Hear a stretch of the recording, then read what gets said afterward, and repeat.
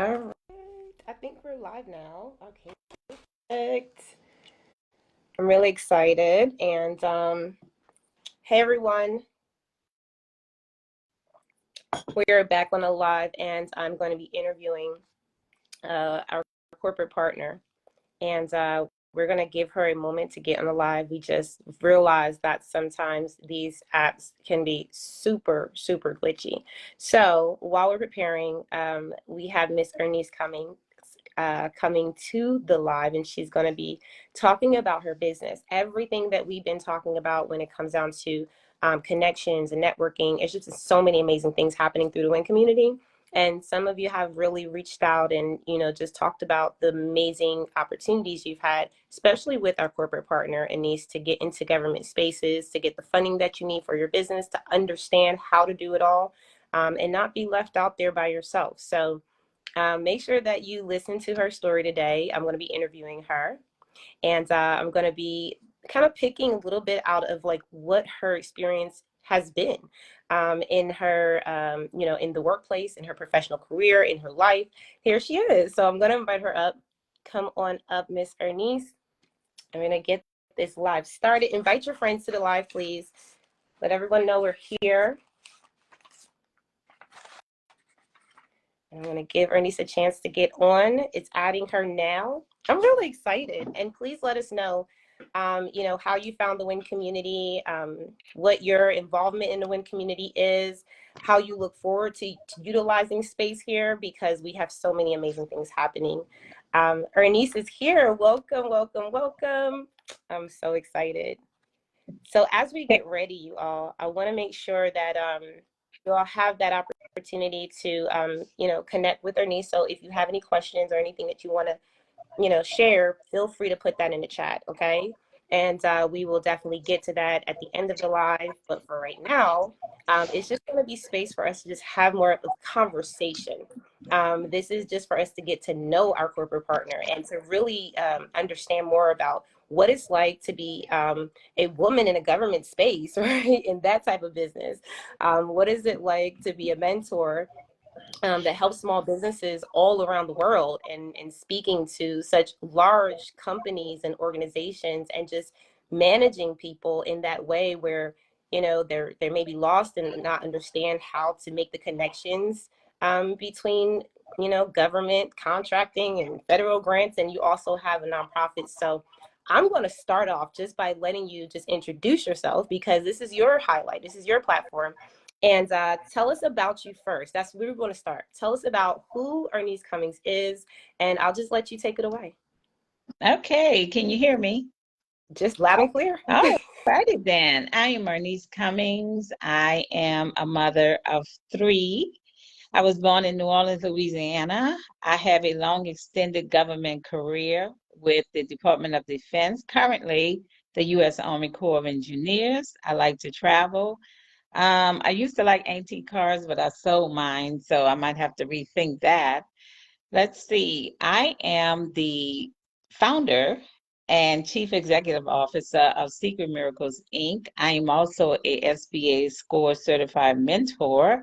I do real estate and least but not, how they say, last but not least, I am a philanthropist. So that is who I am. That is amazing. I love to know that about you. I kind of, heard some hints towards like you're a very family oriented individual, right? Because I heard about your husband, and I didn't know you had kids there. Like I know you being a mom and being in real estate. And I was just looking at a reel today from, how Louisianas are, right? Like very direct and straightforward, and just also a lot of fun. What made you decide to get into the government space? Like what being in this, amazing opportunity, like when did that start for you? Believe it or not, it started when I was like 15 or 16. I was living in the Desire Florida projects, and of course, we were considered low income, project folks. And the choir director at my grandfather's church came one day and told my grandfather they were starting a new internship program for minorities. So I had to go with him to get a work permit, and I landed a job at the U.S. Custom House, which is on Canal Street. And I worked there in the summer, and I was enrolled in this program, which I think they should bring it back. It's called Cooperative Office Education. And I went to school for 4 hours in the morning, and I caught the Desire Florida bus down to Canal Street, and I worked in the afternoons. And as I said before, I had a full-time summer job. So that's how I got into the government. How did I remain in the government and achieve where I'm at today? It started back, like I said, when I was 15. There was a gentleman that I worked for. His name was Louis Uzzi. And when I started working, believe it or not, it was like $1.98 an hour. And I was a little file girl. And you know, when you get your little money, you want to go get your little window pane stockings, your go-go boots, and your nails done. And that's what I was spending my money on. So he would come in the file room and he would say, Ernise, young lady, what do you want to do with your life? And I would be like, I don't know, like get this check and roll on, right? So one summer I went and I'm gonna get like 1 or 2 boxes to file, but this particular summer it was a lot of boxes and you had to file them by a certain time. And I was like, what is going on? So I hustled and busted my butt and filed the boxes. And I came back the next day and it was like double. So I was frustrated. So when he came to the door and he said, Miss Ernise, what do you want to do with your life? And I said, well, I know one thing, I'm not going to do this. And he clapped his hands and he said, because you are better than this file room. And he hired me on permanent when I graduated from high school at the Custom House as a procurement analyst back then. Yes, Wait a that's my minute. story. Wait a minute. So listen, and y'all know I get really like excited when I hear that confidence come out. So you at 16, 15, 16 years old, you're like figuring out what you want to do and you're okay with being in a work field, discovering that. And then but you knew, like you're like, but I'm not going to be this. And Right. I knew I wasn't going to be a file clerk. I knew that. and that gave you your It opportunity.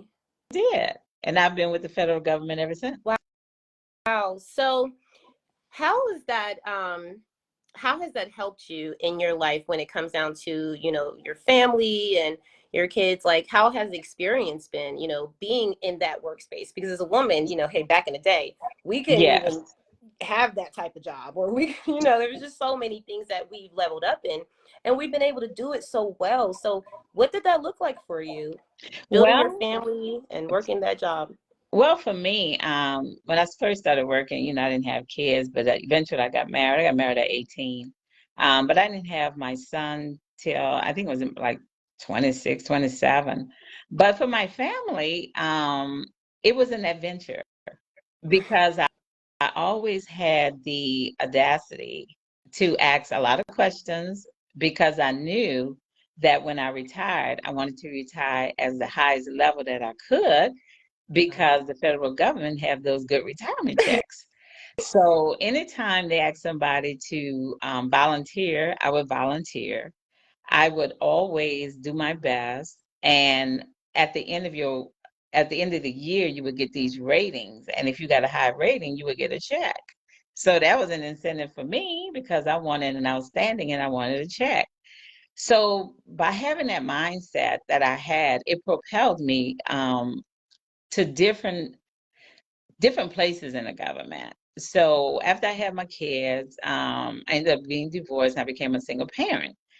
And as usual with a single parent, especially back then, it was a struggle. I went to work every day. I did my best, but I wasn't making a sufficient amount of money because it was just my salary.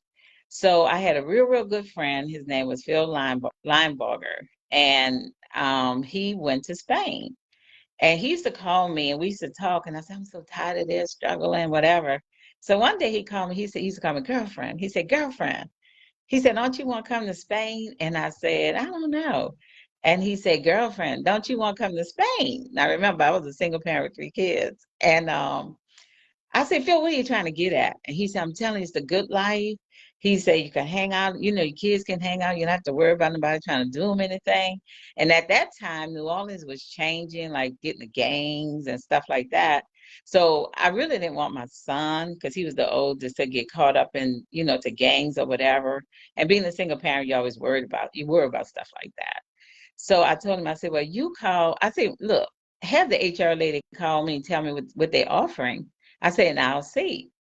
Well, at that time, I think I was making like 38,000 or something. So when the human resource lady called, she was like, your base salary will be 60,000 plus differential, plus you get you get the housing, plus you get, I say, what?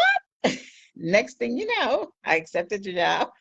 I told my family, me and my three kids were going to Spain. They thought I was crazy. At that time, the Kosovo War was breaking out, so we were supposed to get on the military aircraft and fly from Norfolk to Spain. Well, the war broke out, so they took all the civilians and their children off that plane and put us on a commercial plane. Well, granted, I did not speak Spanish. So we flew into Madrid, and my heart was in my stomach because I had my three kids with me and I could not speak Spanish. And I would ask somebody, excuse me, and they'd be like, no, I habla English. So I went to this desk, and there was a Spanish airline guy, flight guy. And I said, and I was like to my last witness, I said, what have I done? And I said, excuse me. He said, yes, hi. I said, do you speak? He said, yes. So I gave my paperwork and I said, I'm trying to get to Rhoda, Spain. And there was a phone number on it, which was my sponsor, which was a guy, Phil. So he called the number and Phil answered. And he was like, girlfriend, where are you? We over here waiting for you, blah, blah, blah. And it was such a relief to hear his voice. So the guy said, well, we're going to put you on this flight and it's going to take you there. They could have sent me to the other end of the earth with my children. I did not know, but I trusted God. I really did. I trusted God. So when we got to Cadiz and we got off that flight, Phil and them were waiting for us with a whole bunch of other people. And that moment, I believe, in my life changed mine and my three kids. Yep.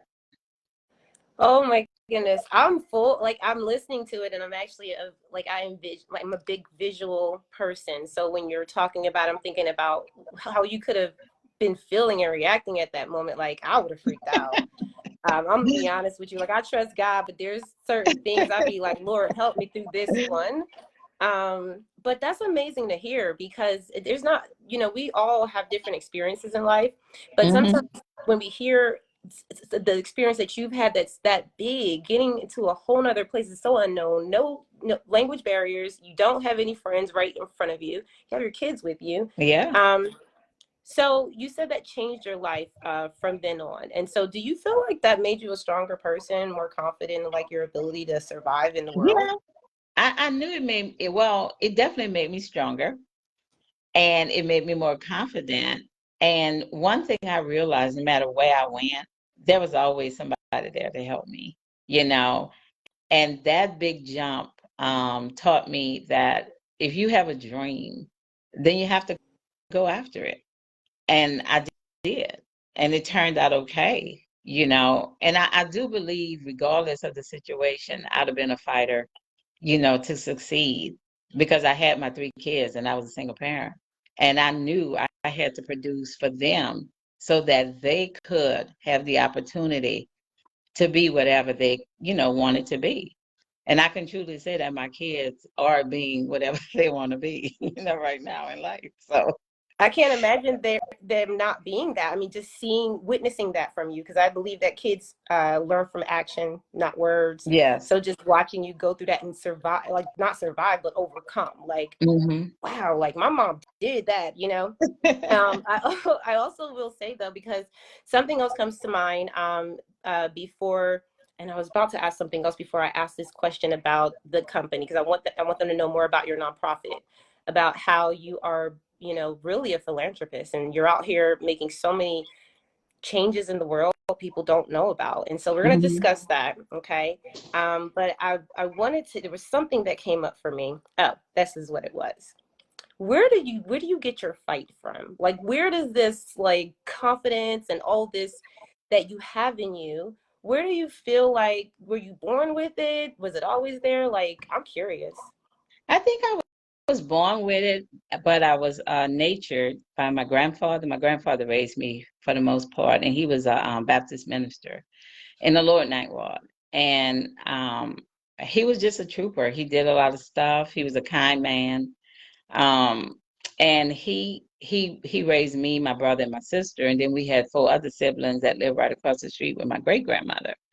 And my mom had seven kids, and she was deaf.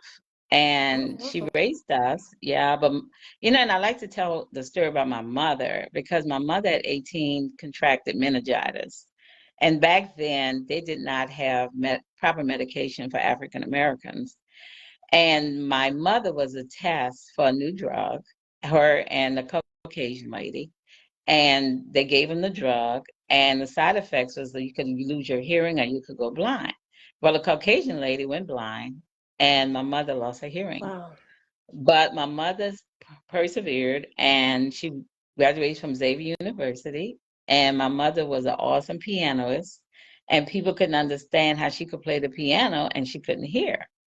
But she, even though she was deaf, she was a trooper, raising, all seven of her kids the best that she could.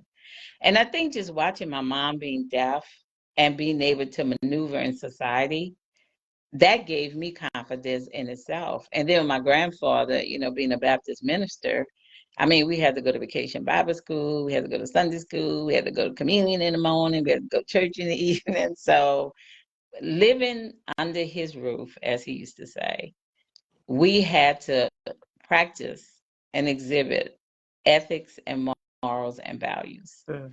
So I think between my mom and my dad and my granddad, especially, I learned how to be strong and confident in myself.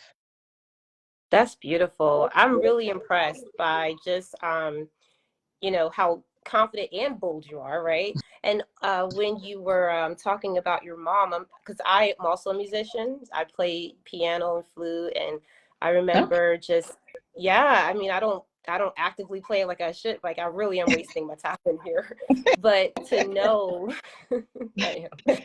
But to know the skill set that takes the gift that it takes to be able to do that, like Hmm. my dad has that gift, he can hear music and just play it. Yeah.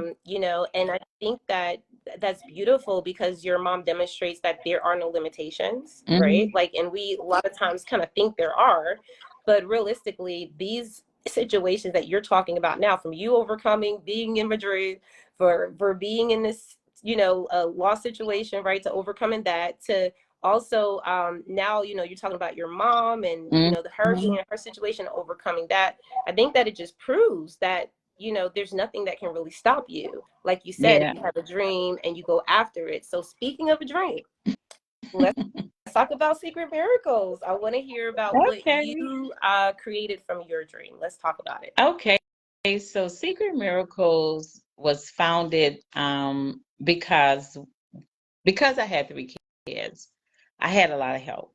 I had ladies who took an active part in my life, helping me to maneuver my children. The job that I had, I used to have to travel a lot. And they would literally watch my kids. My sister and my brother-in-law, who's deceased now, they would keep them at their house. And, I keep looking at this screen, and there's a young lady on here. Her name is Danielle Houston, and she's from New Orleans, and she's my daughter's best friend. And Danielle literally lived some of this I'm talking about when I was in New Orleans, because they used to call me mom. But hi, Danielle, I'm glad to see you on here. And I just need to give a shout out to Danielle because she has an amazing nonprofit. And I'm hoping that she will join the Women into Networking and, just show who she is and how she persevered through some challenges in her life. But back to what I was saying, I had a network of women and men that helped me with my children. And as they grew up, um, I was able to give back to other people, kids like Danielle. And they would call me, mom or auntie. And people hear kids, I mean, they're grown now, but they'll hear them say, hey, auntie, but I'm not their blood auntie, but I am their auntie because of things that I used to do with them. So to make a long story short, um, the network of people that helped me caused me to want to create something to give back on a higher level because I always did help kids. I mean, if they were going to the store, they'd be like, Miss Ernise, we don't have any money. I would give them money. You know, if I went to the store and bought something for my kids, I bought it for whatever kids was at my house. And I was doing my taxes one year, and my tax preparer said, you always giving away money. You need to start a nonprofit. And I thought about it, and that's how I got started in 2015, I think. Yeah. Wow. So you were already, this was already what you were doing, Yeah. naturally giving to people. And I love that because we talk about, when you do something and you're passionate and you love it, it's never going to feel like work. Mm-hmm. And you talked about how the situations that you saw in the community, as well as what you went through, motivated you to want to do this give back to other kids. And I think it's so needed. So let's talk about what it is that you do. Like, what can people benefit from your organization when they give to your organization? How does it help other people in what specific ways? Okay. We help several ways. One of the main missions of Secret Miracle is to provide scholarships to those that are in need. And it doesn't matter if you're 9 years old, 109, because we have given scholarships to ladies who have decided they want to go back to school. So every year we participate in Georgia Gives, and Georgia Gives is an organization here in Atlanta, and it allows all nonprofits in the state of Georgia to have this one day, and this year is November 28th. It's called Georgia Gives, Nonprofit Giving Day. And I believe they're like 3 point something million dollars now that they have raised, but it gives a platform for nonprofits, and they give you the templates, they have training. And if you really need to raise funds in the state of Georgia, and I believe other states have it as well, you can achieve a goal just by going up there, registering your nonprofit, and just doing the legwork of getting the message out so that people know that you are having this fundraiser. So we do scholarships. We also do partnering with other nonprofits that are doing things similar to what we're doing. Like right now, we're partnering with what we call a micro school. And I don't know if people know what that is, but it's between the private school and it's between the public school. But micro schools, they have the students that are from low income, underrepresented Title I students. And a lot of the kids come from homes where they were homeschooled when they had to be during COVID, but the parents did not want them to go back to public schools because of everything that's going on. And the parents cannot afford the private school. So these micro schools, and look them up, these micro schools are out there in your local community. They're not getting federally funded. They're not getting the Title I schools. I met three thus far, and the ladies, the directors, they're literally taking funds out of their own home to keep these schools going, and they're trying to get grants and stuff like that. So Secret Miracles have picked up the torch, and we're going to partner with them, and we're going to help them get funds that they need so that they can be successful in our communities here in Georgia. So we do that. We also have a website and we have a resource page, and an individual can go up there, and let's say they say, oh, I want to go in the military. They can click on that page and it'll tell them how to go to the military. They say they want to be an entrepreneur, they can click on that page, and it gives them SBA score, and score is free. And they help you become a mentor. It assigns you a direct mentor because, as you and I know, that's how I met you. And we also have a tab up there for veterans. We have a tab up there if you have student loans, what you can do to eliminate those student loans. We have tabs up there with our partners. So we have a lot of information on our resource page on our website. And we just feel like we have something that people need, and we want to offer that to them, free of charge. Information is free. You just have to be able to publish it so people can receive it. I'm so impressed, y'all. Like I just, every time I hear it, it brings me so much joy because I was a student, right? And I was, in different positions in my own life where, you're looking for these resources. And SBA SCORE, was a department in the SBA that I found when I was looking for help starting my first business. And that was in Atlanta, right? And that was actually Mm-hmm. years ago. I'm getting older, but it was definitely a great start because I was taught things like what's the difference between your entities, LLC, S Corp, C Corp, what are the tax brackets, and all these different things that I learned. Didn't necessarily, take it to the bank at the time, but I love the fact that you mentioned that because a lot of people right now don't know that there are mentors available and they don't know that they can actually become a SCORE mentor. And you're Mm-hmm. providing not Mm-hmm. only these resources for adults that are looking to, get an education field and teach and use their resources well, to help other businesses, but also you're helping the youth, which I think is amazing. So Mm-hmm. tell us if, there's someone, and I know there's a lot of people that right now they're looking for ways to give back to, right? And we always talk about this, and they need to know, well, how can I make an impact in the world? So with your organization, how can they donate to your organization to make an impact for what you do in the community? I know you say you have a Georgia Gives campaign coming up. And is there a way that they can actually do something right now to go ahead and push that mission forward? Yeah, we have our campaign on our website, which is secretmiraclesinc.org. And you can go up there and right on the first page, we have the big donate button.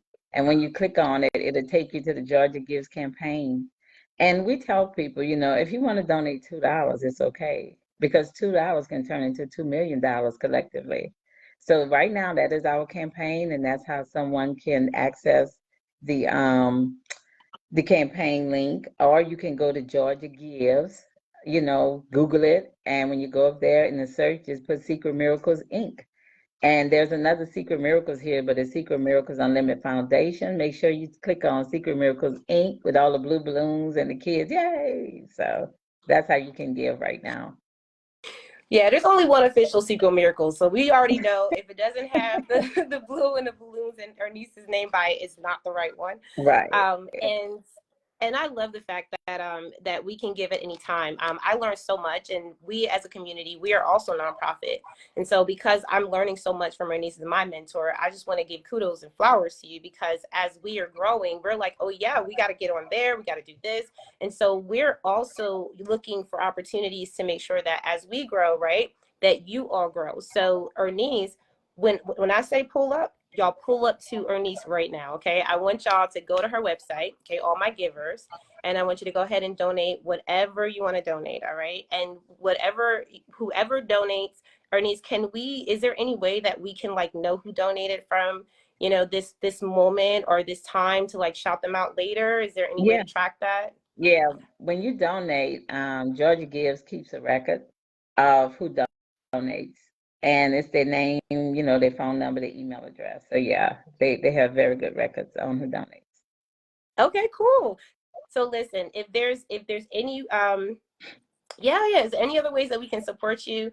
Ernise, I want you to tell us that. Let me make sure I'm covering all of my areas because we're going to do another live so that we can get to know you even more because there's so much here. So I want to make sure that we can get some of this now, digest you, because there's so much to learn about you right now. And then Hmm. also people are meeting with you for your workshop coming up November 9th. So if you all are interested in learning how to do business with the government, Ernise is bringing you all of that information in a workshop. This to me is unheard of because I don't, because I have never, worked with anyone that has that much experience in the government that can literally, you can do this in your sleep. But if you come to the workshop, you'll be able to ask all your questions, get some level of guidance, and then also Ernise will continue to work with you if you need her on your side. So this is just an amazing opportunity for you to do that. And I want to make sure that we drop all of the links in the chat, and we'll do that after this live is over, okay? One thing I want to ask you before I yep, so I pretty much asked you everything I needed to for the most part for now. What really motivated you though, before we get off and before we give a last word of advice to everyone? what motivated you to join W.I.N? What made you feel like this is the move for me? Well, what motivated me to join WIN was I went to the website and I saw, you know, all the training, and you guys are on LinkedIn, you're on Facebook, you know, you're on Instagram. And I looked at some of the prior classes that were given, and I you kind of read them, you know, and I said, wow, you know. And then I looked up and I saw like y'all had like 1.5 thousand or something. I say, this is a woman into networking. Oh my goodness.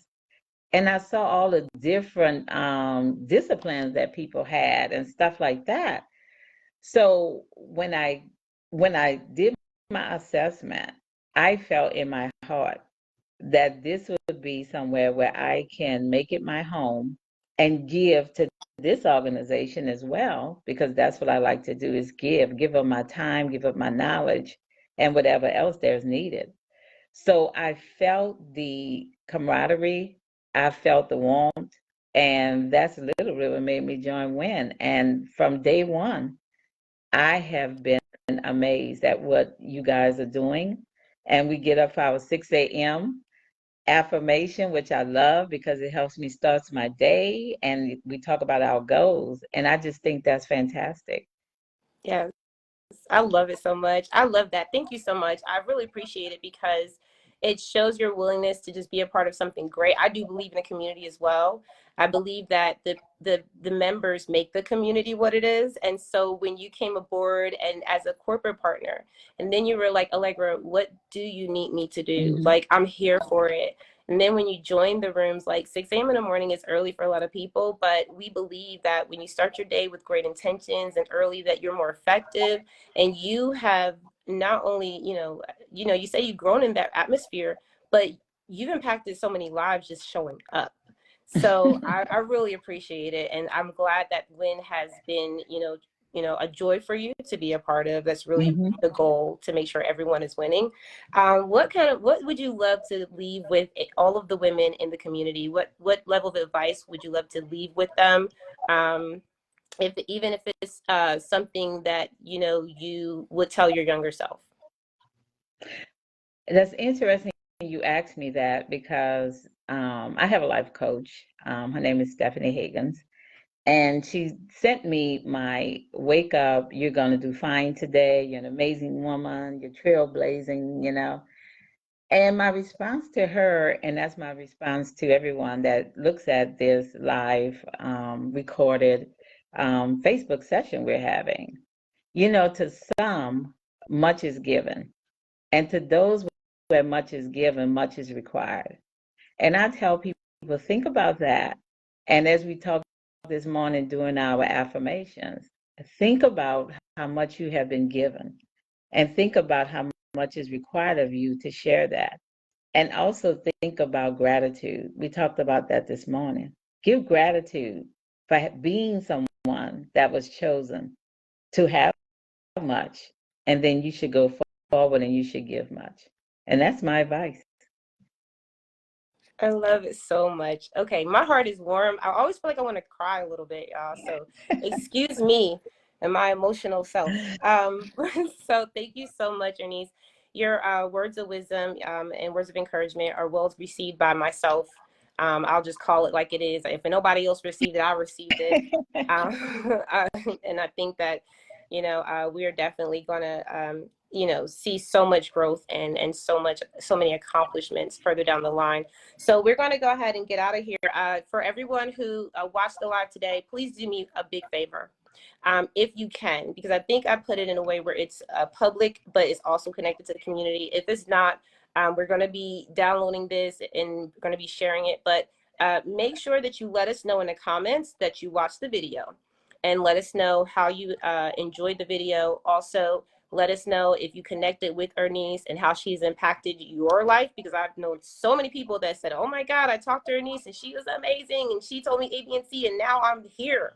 So let's go ahead and share that. We are a community of networking. We believe in action, engagement, and it's not just about being quiet. I think that a lot of times we as women have to do a little bit more to make sure that we're heard, to make sure that we're setting boundaries, and also to make sure that we're connecting in a way where we're not competing, but Mhm. we are actually supporting each other in a healthy way. So thank you so much. And I thank appreciate it. you.